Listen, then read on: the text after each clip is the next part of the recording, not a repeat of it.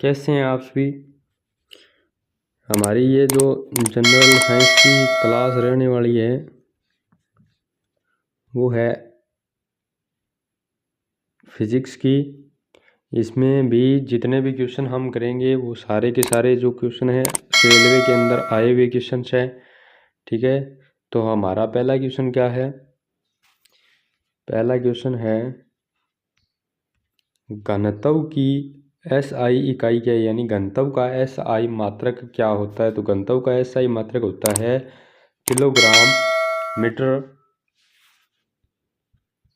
Metre cube, यानी kilogram प्रति metre cube. या इस तरीके से लिखा जाएगा किलोग्राम मीटर क्यूब। ठीक है, किलोग्राम मीटर क्यूब पर मीटर क्यूब।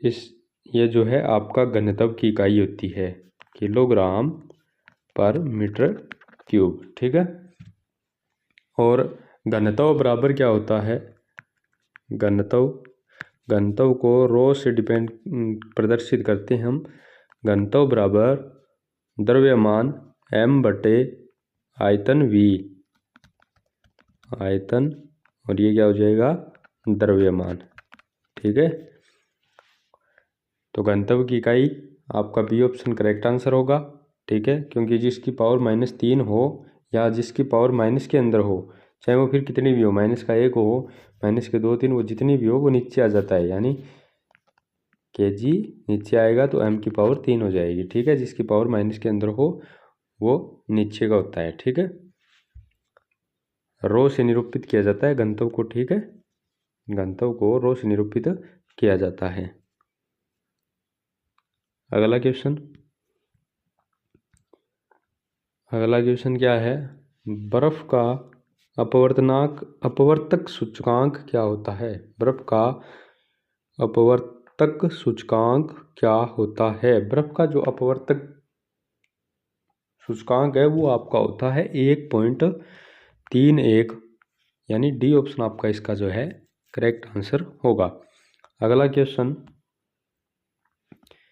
अगला क्वेश्चन है प्रकाश किरण के रंगीन घटक के बैंड को, प्रकाश किरण के रंगीन घटक के बैंड को क्या कहते हैं? रंगीन घटक के बैंड को क्या कहते हैं? फ्रीक्वेंसी, बैंडविड्थ, वेवलेंथ या स्पेक्ट्रम? तो स्पेक्ट्रम आपका इसका सही उत्तर है। रंगीन घटक को, प्रकाश किरण के रंगीन घटक को स्पेक्ट्रम कहा जाता है। तो प्रकाश किरण के एक रंगीन बैंड को या रंगीन घटक के बैंड को क्या कहा जाता है? स्पेक्ट्रम कहा जाता है। और अगर ये जो किरण है, जो श्वेत प्रकाश को अगर प्रिज्म से मतलब गुजारा जाए, यानी अगर प्रिज्म से होकर वो गुजरता है तो एक भिन्न भिन्न रंगों में नियमित क्रम में बंट जाता है। ठीक है, आगे जो प्रिज्म से गुजरने के बाद भिन्न भिन्न रंगों में वो नियमित क्रम से बंट जाता है, जिसे विबग्योर कहा जाता है। ठीक है, विबग्योर कहा जाता है। ये सारे वो रंग है। ठीक है, अगर लिखो रंगों के नाम तो लिख लो बैंगनी, इंडिगो, नीला, हरा, पीला, नारंगी और लाल। ठीक है, अगला क्वेश्चन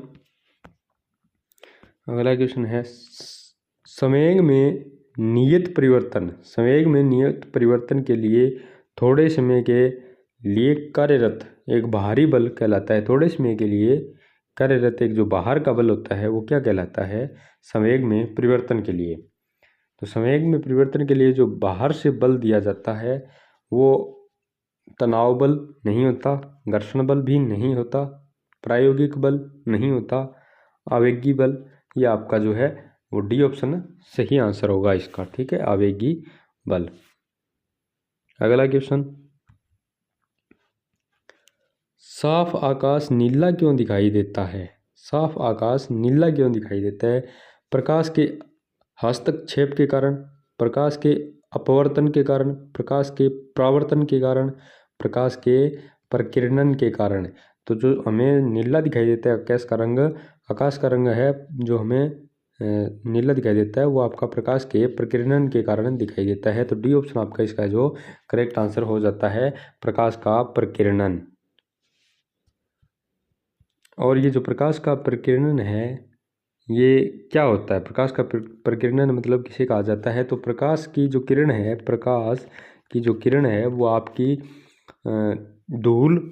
धूल जैसे कणों में, जो वायुमंडल के अंदर जितने भी कण होते हैं, जैसे धूल है, अगर और भी कोई कण होते हैं, तो उनसे टकराकर वो वायुमंडल में मतलब इधर उधर फैल जाती है, उनसे टकराती है तो किरण, तो वो विभिन्न दिशाओं में फैल जाती है, जिसे प्रकाश का प्रकीर्णन कहा जाता है। ठीक है। अगला क्वेश्चन क्या है? बिग बैंग सिद्धांत का प्रतिपादन किसने किया? बिग बैंग सिद्धांत का प्रतिपादन किसने किया? थॉमस गोल्डन ने किया, जॉर्ज लेमेत्र ने किया, हैरी हेंस ने किया, अल्फ्रेड वेगेनर ने किया। तो बिग बैंग सिद्धांत का जो प्रतिपादन आपने किया था वो जॉर्ज लेमेत्र थे। ठीक है, जॉर्ज लेमेत्र ने इसका प्रतिपादन किया। कब किया? 1927 के अंदर ये सिद्धांत दिया। ठीक है, बिग बैंग सिद्धांत। अगला क्वेश्चन आपका क्या है? किसी वस्तु की गतिज ऊर्जा में परिवर्तन वस्तु पर किए गए कुल कार्य के बराबर होता है, यह कथन किससे संबंधित है? गतिज ऊर्जा में परिवर्तन वस्तु पर किए गए कार्य के बराबर होता है, यांत्रिक ऊर्जा के संरक्षण से संबंधित है, या फिर भिन्न बलों द्वारा किए गए कार्यों से संबंधित है, या फिर कार्य ऊर्जा प्रेम्य से संबंधित है, या फिर ये आपका ऊर्जा संरक्षण सिद्धांत से संबंधित है। तो विभिन्न गतिज ऊर्जा में परिवर्तन वस्तु पर किए गए कुल कार्य के बराबर होता है, ये आपका जो है कार्य ऊर्जा प्रेम्य से संबंधित है। ठीक है। अगला क्वेश्चन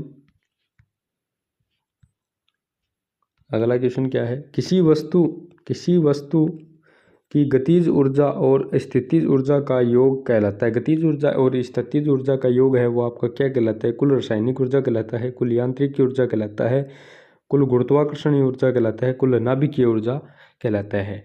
तो किसी वस्तु की गतिज ऊर्जा और स्थितिज ऊर्जा का योग, गतिज ऊर्जा और स्थितिज ऊर्जा का योग है वो आपका यांत्रिकी ऊर्जा कहलाता है। ठीक है, गतिज ऊर्जा और स्थितिज ऊर्जा का योग है वो आपका यांत्रिक ऊर्जा कहलाता है। तो बी ऑप्शन आपका इसका जो करेक्ट आंसर हो जाता है। अगला क्वेश्चन क्या है? ध्वनि से नहीं गुजर सकती, यानी ध्वनि से नहीं गुजर सकती, हमारे ऑप्शन में से क्या सही होगा जो ध्वनि से नहीं गुजर सकता? ग्रेनाइट, अशुद्ध जल, निर्वात, हीलियम गैस।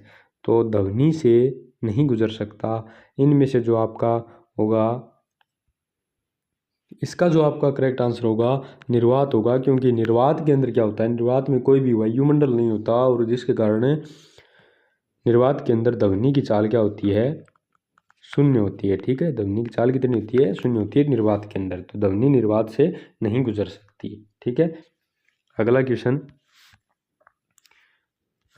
हमारा क्या है? भारत में विद्युत ऊर्जा की वाणिज्यिक इकाई किलोवाट घंटा है। किलोवाट घंटा है, यानी 1 किलोवाट घंटा के बराबर क्या होगा? तो हमारे ऑप्शन क्या है? पहला ऑप्शन 1 2 3 4 5, इसके 5 जीरो लगे हुए हैं, 10 की पावर 5। पहला ऑप्शन हमारा क्या है? 10 की पावर 5 जूल। दूसरा ऑप्शन हमारा क्या है? 36 इंटू 10 की पावर 2 3 4 5 जूल। ठीक है। और अगला ये हमारा क्या है? 10 की पावर 3 जूल। ये हमारा क्या है? 36 इंटू 10 की पावर 2 जूल। ठीक है, ये हमारे ऑप्शन है। अब यहाँ अगर हम पॉइंट लगाएं तो इधर से 1 जीरो इधर और आ जाएगा, तो यानी 3.6 इंटू 10 की पावर 6 जूल हो जाएगा। अगर यही काम इसमें करें तो 3.6 इंटू 10 की पावर क्यूब हो जाएगा। ठीक है, तो 1 किलोवाट घंटा बराबर जो हमारा आता है वो होता है 3.6 इंटू 10 की पावर 6 या 36 इंटू 10 की पावर 5। तो आपका बी ऑप्शन है इसका जो है करेक्ट आंसर हो जाएगा। ठीक है, 3.6 इंटू 10 की पावर 6 जूल 1 किलोवाट घंटा के बराबर होता है। और 1 किलोवाट के बराबर क्या होता है? 1000 वाट होते हैं। 1 किलोवाट बराबर 1000 वाट होते हैं। ठीक है, अगला क्वेश्चन। अच्छा, आज की क्लास में इतने ही क्या? ठीक है, आज की क्लास में हम इतना ही, बाकी पढ़ेंगे अगली क्लास में, ठीक है।